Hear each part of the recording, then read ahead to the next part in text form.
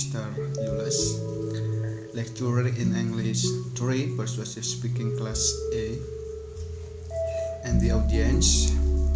We from Group 4 are here to speak to deliver a speech entitled Corruption. We will never forget to thank Mr. Yulas for giving us the opportunity to deliver the speech, and to the audience who were willing to witness our speech. This is the first time we make a speech to meet the semester final examination for English 3 course. As students of the Faculty of Letters, Christian University of Indonesia, we are delivering a speech on corruption, the aim of which is to listen to your views, the aspirations of the community, and invite all of us. The corruption is a very bad age. Its consequences will be punishing in this life and especially in the hereafter. From the perspective of the people's aspirations to immediately make a law on the death penalty for all criminal cases of money corruption. This aspiration seems to have not been heard by the government anymore, which has made corruption rampant incessantly. The government only thinks about personal pleasure and does not care about the fate of people's lives, now and in the future. Before we give an explanation, first let us ask, who is not tempted by money? In our view, there is no one who is not tempted by money. Try to imagine your life without money. Surely you will be frustrated. When you have money, it's better to live without having fun. Don't need to follow your own passions. Don't need to borrow money here and there. Don't need to steal the money that's in front of you, and live as simply as possible without having to spend a lot of money just for fun. Meanwhile, from time to time, money will very valuable from your hard work to us to use only positive and urgent things. We have read several websites. Why does a person or group get caught up in corruption?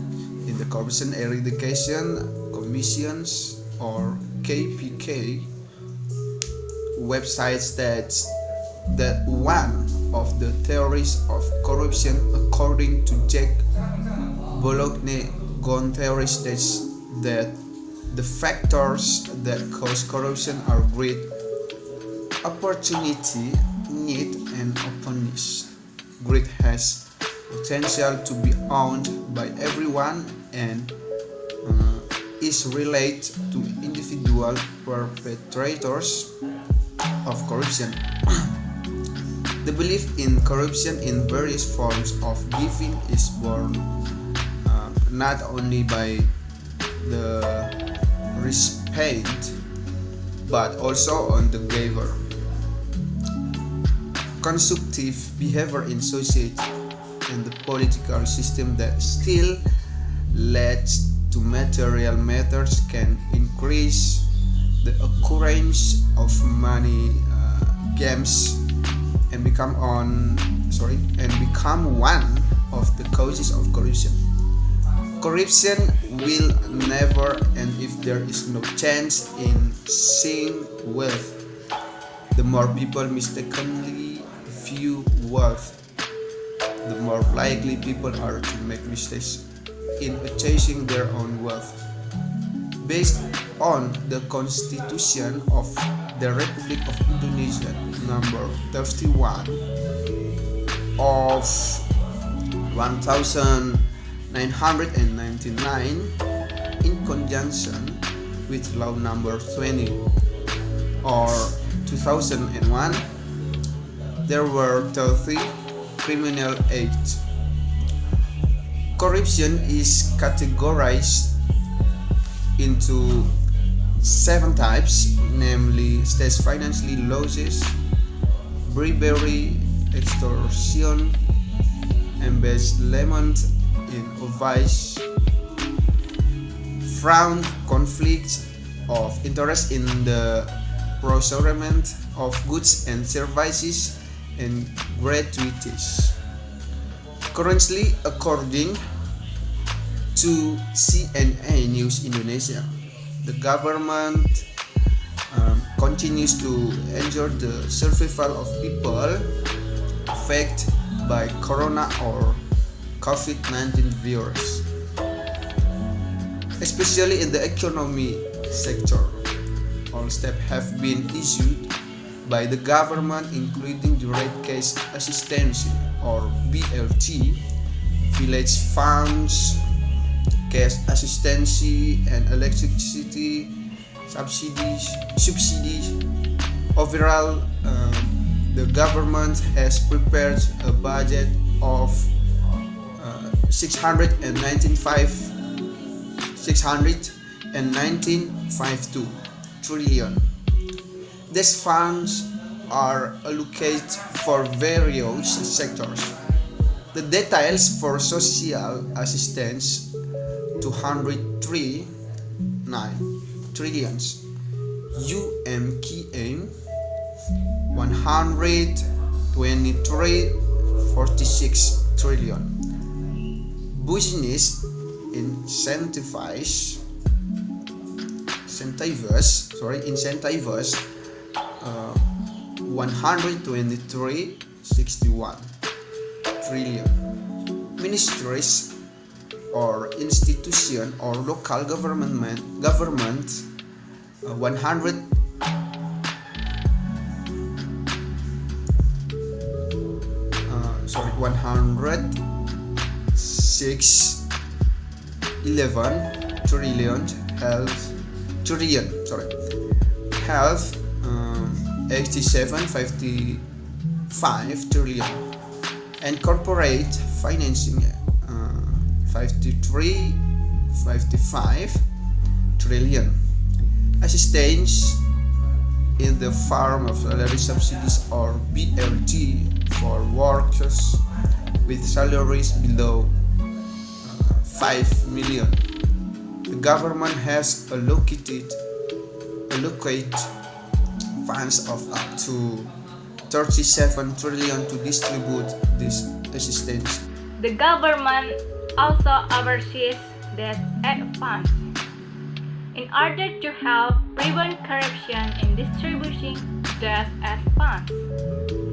3 circular letters from the Corruption Eradication Commission (KPK) appeal to the government, both central and regional, to be transparent by publishing to the public regarding the real location and use of budget in handling COVID-19.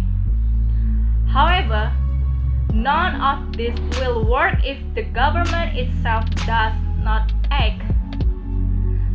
All the institutions in the world are bad. If there is no will to act, the potential for corruption can occur due to lack of transparency and accountability. Corruption cases in Indonesia are no longer foreign to society. The president has also stated that he should not try to get into corruption, but it is very unfortunate. The people are deceived by the sweet talk of the Ministry of Social Service Kemensos for the period 2019 to 2022. Juliari Batubara, you will be flattered by the burning spirit of anti-corruption. Remind the risk of corruption. The cause is great.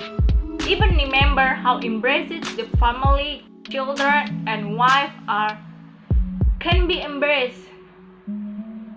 Here we remind all of you to take positive lessons before the minister gets caught in a corruption case.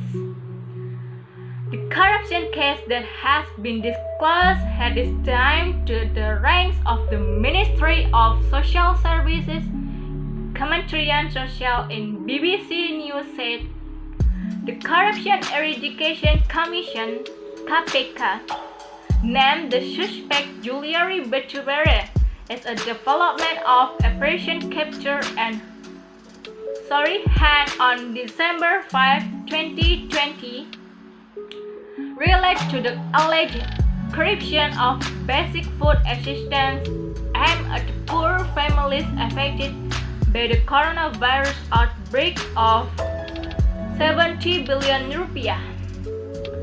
For the Jakarta area, Bogor, Depok, Tangerang, Bekasi, in 2020 at the Ministry of Social Affairs, Kementerian Sosial. The Corruption Eradication Commission (KPK) suspects that the money was used for personal purposes. As the saying goes, to lick one on saliva, which means asking back things that have been given to others. We pay tribute here to Mr. Juliari Batubara Courage that resigning as social minister will allow his ministry's corruption case to be fully investigated. And I commend the Indonesian public and media for causing this. The government's swift action will send a clear signal to the Indonesian people that commitment to good governance measures. Failure to act will not be accepted, especially for the Indonesian people. Let us ask a second question. Even when there are no reasonable expectations for the government to work, does that mean the government must stop caring for its people? Is it right to punish Indonesians for their repressive regime? A regime they did not choose freely. We don't think so. The people still have the right to get assistance fairly because the government is paid from the people's tax money. So the people's needs for life are also inseparable from the quality of the government. Now, apart from the moral case against it, corruption is also a big problem because it creates enormous economic, social, and political costs. Business and business don't invest. No work is made. Money that should have been used for services to the people was stolen. People distrust politicians and many eventually give up on the political system and look for answers elsewhere. In short, corruption destroys the bargaining agreement between citizen and the state and is detrimental to the people. Dealing with weak governance is almost a universal problem for ordinary people in developing countries. In this survey, the poll show little effect of corruption. Bribing teachers to teach your children, bribing officials to sell your product on the market, and bribing the police not to bother you. In large scale, corruption is also a problem. For countries with scarcer resources, they cannot afford to pay for funds to be siphoned off into fraudulent bank accounts or spent on luxury goods. So while for all of these reasons, we need to be tough in corruption, don't get cocky about it. Let's remember, our own history. Corruption, like temptation, is everywhere. There are many countries that have good political governance, but corruption still exists. A good system cannot perfect human nature. We can all go wrong. Corruption undermines public confidence in it and its effectiveness. After all, it is taxpayer money that must ensure it is used properly. So, what should we do? First, we think we need to recognize that corruption can prove most when accountability is weak.